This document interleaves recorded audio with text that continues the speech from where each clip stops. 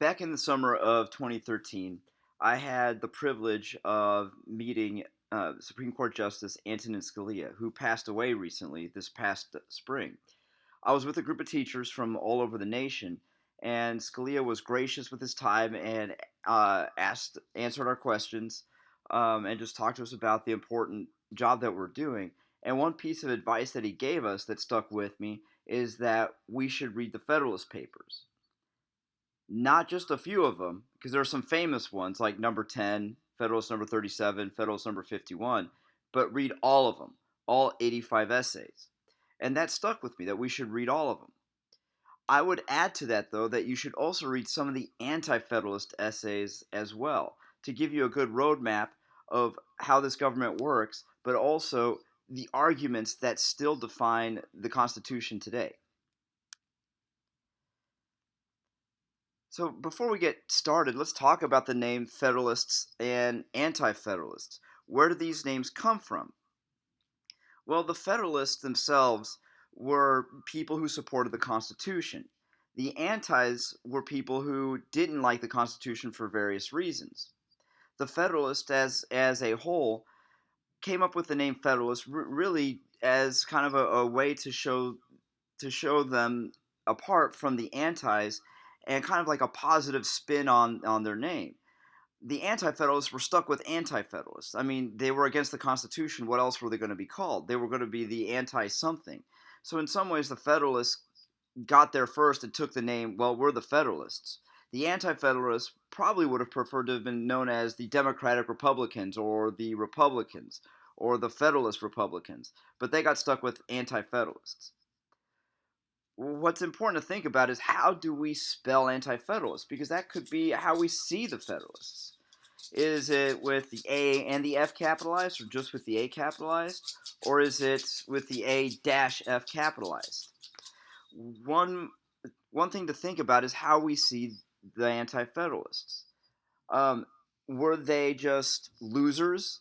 Were they the ones who lost the argument because we did get the Constitution and the Federalists won?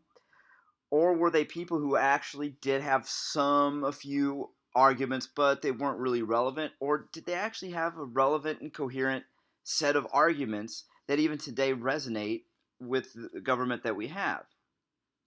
I would put forth that yes, and the Federalists recognize that the antis did have a set of coherent arguments that even today we could look back and say, you know what, yeah, the Federalists won, but the antis may have been right. When we talk about the ratification debate, the debate between the Federalists and the Anti Federalists, there's actually three different debates. The first debate was the convention debate, the debates that happened during the Constitutional Convention in Philadelphia in 1787 themselves, especially the ones between, say, like Roger Sherman and James Madison. There's also the indoors debate. After the Constitution was made, you had these ratifying conventions in each state. Each state had a different convention to approve or disapprove the Constitution, and so there's debates in there about the Constitution. What's really fascinating is that there was a lot of the out of doors debate out in public, especially in the media, in the print media. And in the print media is where you see these wonderful essays, the Federalist and the Anti Federalist essays, usually produced under pseudonyms, meaning pen names, because you didn't want the idea is that you didn't want to be swayed by the name, you wanted to be swayed by the ideas. So that's why you have these names like Cato and Brutus and Publius, all harkening back to ancient Rome. Again, the idea that you should listen to this person not because of their name, like we should follow James Madison not because he's James Madison, but because of the ideas presented, that the ideas themselves are more important than the names that are explaining these. So, how is the Constitution to be ratified? This is actually explained in the final article of the Constitution, in Article 7, which explains that 9 out of the 13 states would have to ratify the Constitution in order for it to go into effect. Very different than under the Articles. If you remember back under the Articles of Confederation, any change to the Articles had to be approved unanimously by all 13.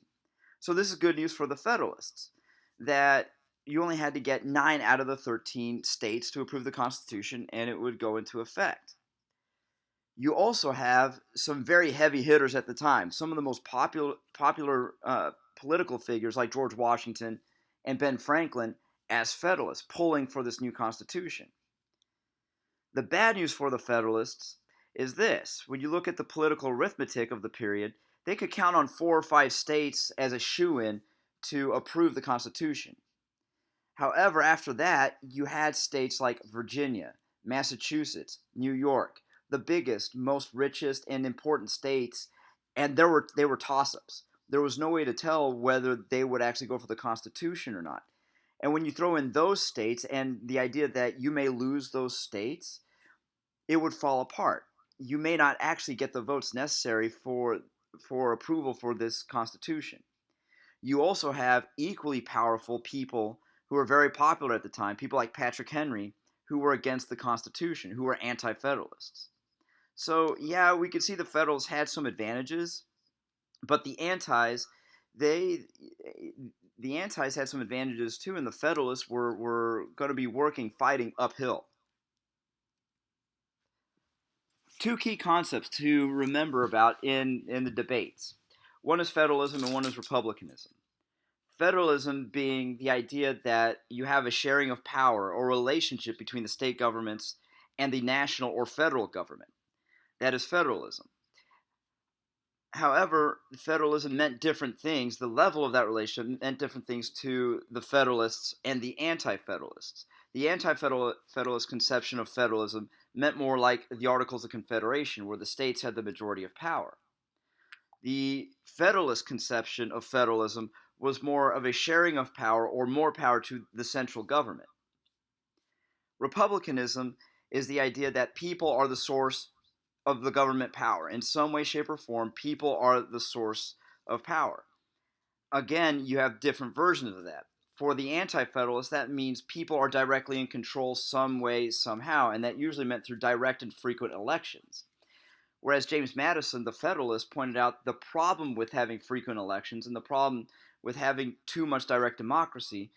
Instead, he favored something like indirect democracy, stuff like having the Electoral College or having the Senate elected by the state governments instead of directly by the people.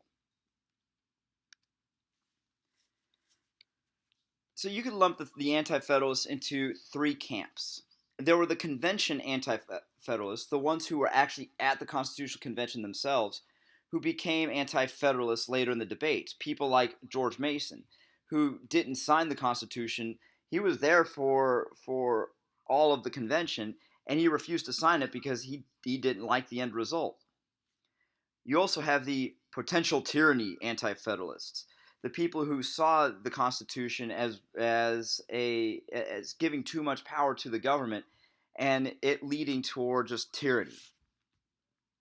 You also have the Articles Anti-Federalists, the Federalists, the Anti-Federalists who wanted to go back to the Articles of Confederation. The idea that this new Constitution was too radical, it was too much of a departure. We would be better off with what we have under the Articles of Confederation. Something like maybe like the New Jersey Plan, with the Articles basically, but with just a couple of minor changes. The Anti-Federalist critique boiled down to 2 things. One, republicanism is in danger, and because of that, individual rights is in danger. And what we mean by republicanism is in danger, you have to remember that the conception of the Anti-Federalists, their conception of republicanism, really meant local government, localism. That republics worked best with local government.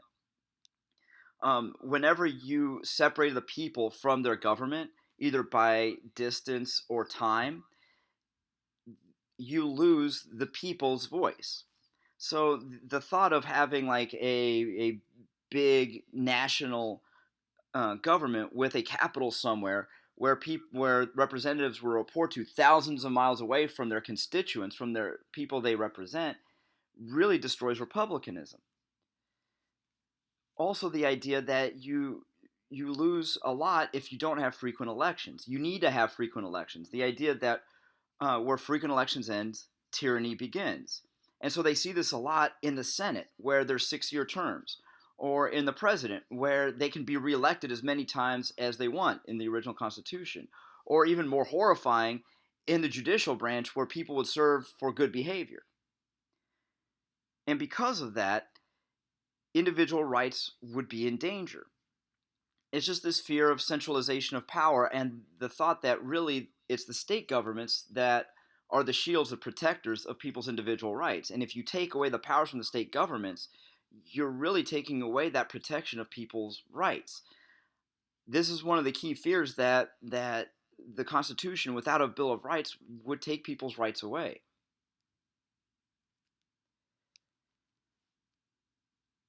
One of the biggest fights in the convention, in the ratifying part of this story, happened to be in New York. And some of the big political figures in New York were anti-federalists. So James Madison, Alexander Hamilton, and John Jay got together and decided to write some essays that would appear in New York media and New York newspapers. These essays, all told, 85 total, combined form what we call the Federalist Papers. They wrote under the pseudonym Publius, and they are considered to be the best argument in favor of the Constitution. And today we see it as like an instruction manual for how the Constitution should be used. So why these 85? Because there were several others. But again, they're so well written, you can tell in general like who wrote what. However, some of them are so well written, you can't really tell who is the author. So here's the outline of the Federalist Papers. Essay number 1 is just the introduction, in which Hamilton, he writes it and says, look, how lucky are we that we as a people, we get to choose what form of government we want. And we better not screw this up, because if we screw this thing up, this whole republicanism idea might just fall apart, and if this falls apart, no one will ever try it again. Numbers 2 through 14 talk about the utility of the union. That means, why is it important to have a union comprising of all the states, not just separate states like acting like countries, but to have a union as a whole. That's where you get Madison's argument in number 10 of having the expanded sphere. The idea that you need to have a bigger republic as opposed to smaller republics in order to prevent tyranny of the majority. Numbers 15 through 22 is about the insufficiency of the Articles, or again, why the Articles of Confederation just won't cut it. Numbers 23 through 36 talk about the minimum energetic government requirement.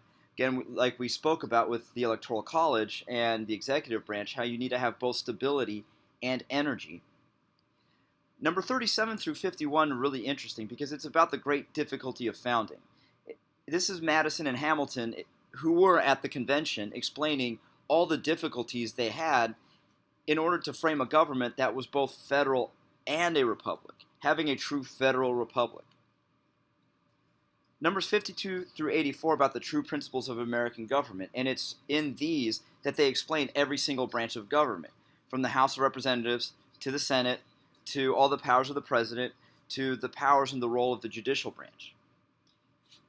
Number 85, written by Hamilton, is just kind of an outlier because it's not like any of the others, and it's just an analogy to state governments, basically saying, hey, people, don't freak out. This new Constitution is kind of like your state governments. That, in a nutshell, is the Federalist Papers, which we'll get to. The most famous ones are usually the ones that college students have to read, are number 10, number 37, and number 51, which you will read in this class.